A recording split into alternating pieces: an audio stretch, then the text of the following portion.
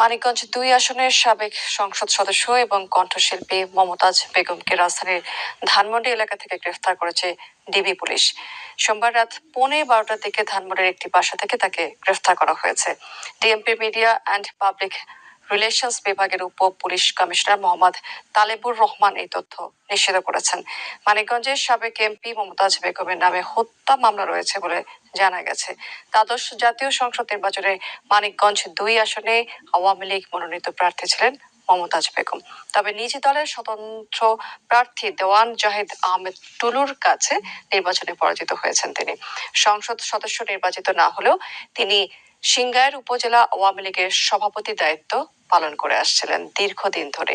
গত 5ই আগস্ট ছাত্র জনতার আন্দোলনের মুখে আওয়ামী লীগ সরকারের পতনের পর আত্মগোপনে চলে যান মমতাজ বেগম।